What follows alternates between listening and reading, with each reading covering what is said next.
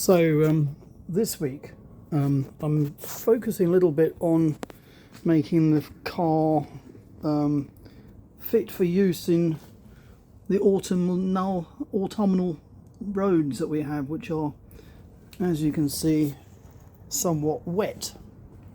So I am working on wheel arch liners. Now, as you can see, let me come round. As you can see,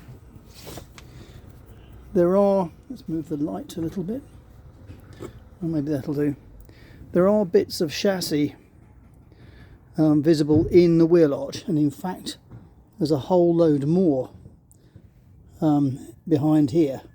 Now I'm too lazy to take this panel out, in fact, but it is lightly, what you might call lightly connected by one large bolt with a big washer on it into the inner wheel arch.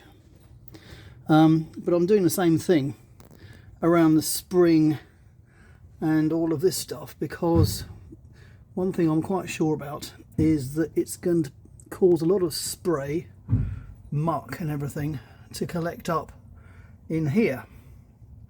So I've been making this thing,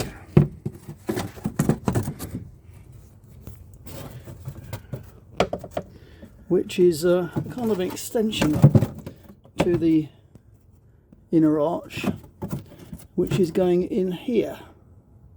Now, rather like this great big panel which I've already used to fill up the back of the arch, I've just laid that out on cardboard.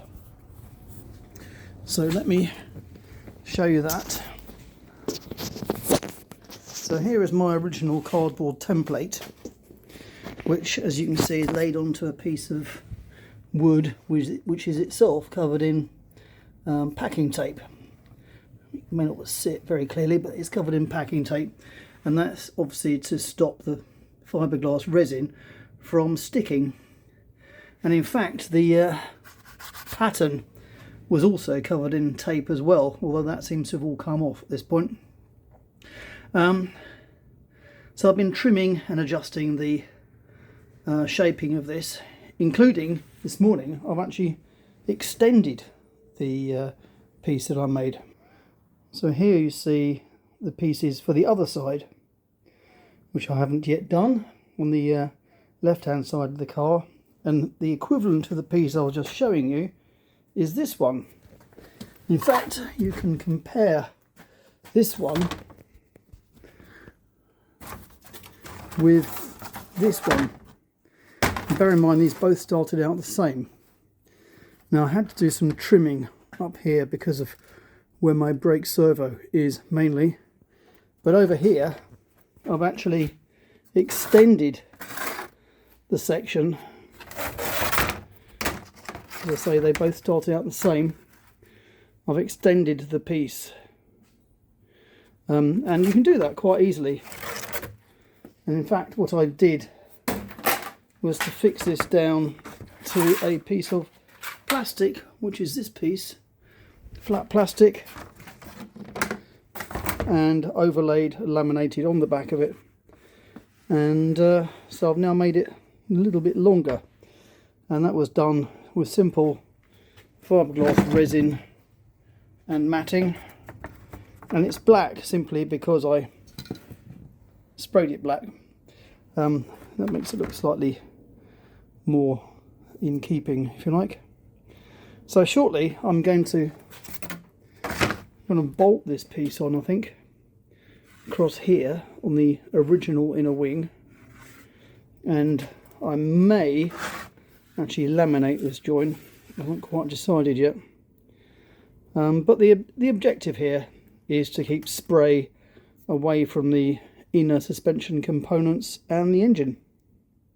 So in actual fact, I have just used my trusty hot glue gun to provide an initial fixing, and then I shall put a couple or three bolts in there, I think, and that will be the front end done.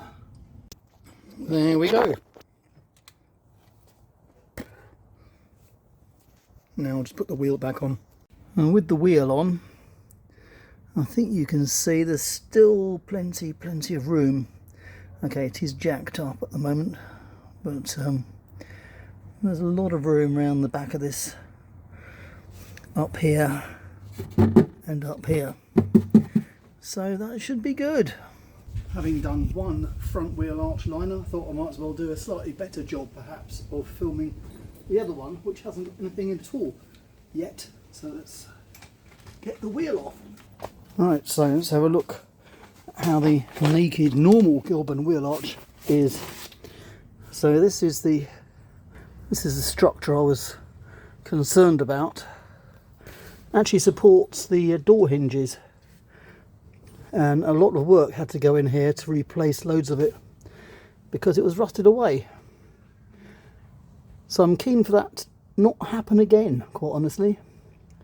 Obviously the wheel rides in here, but equally obviously the fiberglass sticks out in any case. So there is scope for kind of filling this in a bit, and that's what these shield things that I've made are actually for. So here is the other shield. As I've said, this was made out of, well, basically fiberglass laid up on top of a piece of cardboard. Well, the cardboard did have a deliberate kink in it to maximise the rear wood clearance in here. So it should go in, and I'm going to put you down for a second, and there you go. So as I said, it's a shield, it's not a seal, and that's why it's still open at the top and the bottom, but it will prevent, I hope, the majority of rubbish from attacking those bits of chassis. So I do need to pull this in to the maximum extent, which I will do with a simple nut and bolt. And there we go. So all I need to do now is match the front inner as I did before, and that will be job done. So after a bit of trimming on the inner wing, on the front inner wing, as you can see, to clear the wishbone, etc., I see that I now have a small gap at the front, which is exactly what happened on the other side actually. Sort of something about the implementation philosophy of this altering. So I'm now going to add a couple of inches on the front edge just to make that join up nicely.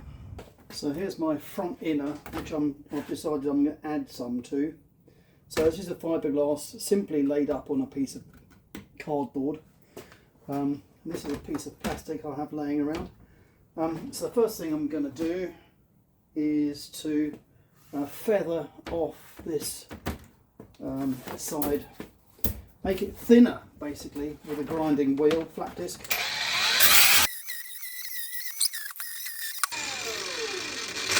So that's enough feathering, I think.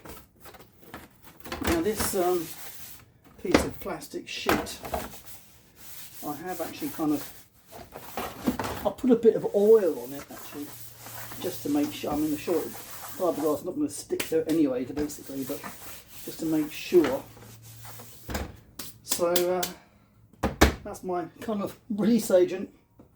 So let's stick it down just to hold it still, basically. So where's my glue gun? There it is. So I just hold that down, which also helps to flatten it out slightly. Because it's just a small bit, I'm just using this Isopon resin, which you use the same hardener as with body filler. I guess it's all the same stuff really. Anyway, mix that up, a goodly squirt in there. Don't need the glue gun anymore. Hard to judge the quantities of hardener.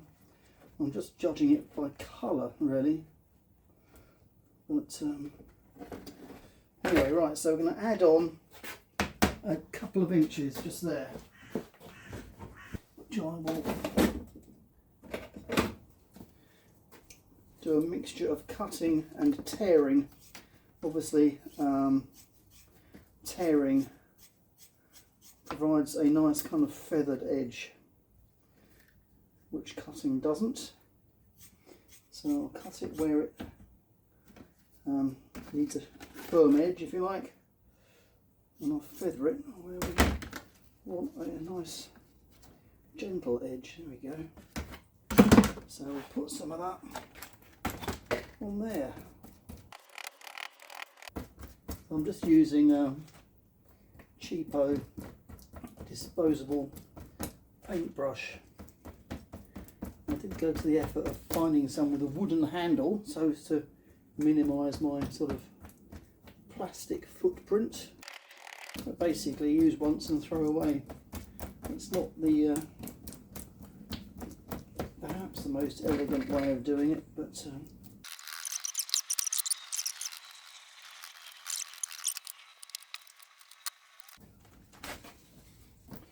fortunately I've got a lot of this chopped strand mat.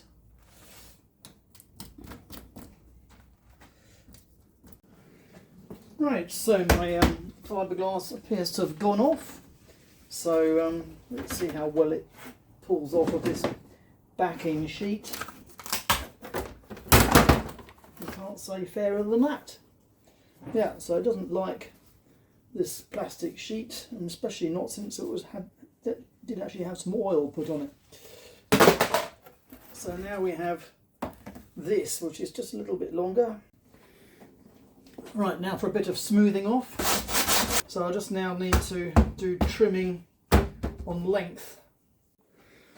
So I'll just cut this back a bit at a time.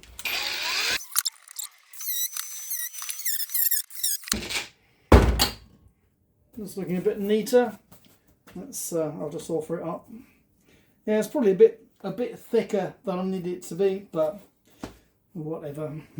So finally, as on the other side, we have this. So it is bolted on, and although this fiberglass joint has been made in situ, that might make it difficult to get out, but in principle certainly this arch liner is actually removable. I could make it a lot tighter fitting, especially up there was quite a large gap actually. Possibly I could still do that, but that is kind of going against the whole ethos of this, which is basically stone protection for the chassis members in here, and spray protection, which this will do a majority of. The spray that gets in up there will just fall out the bottom, and obviously this is a lot more protected than it was before when there was simply nothing in here whatsoever. So that's it really.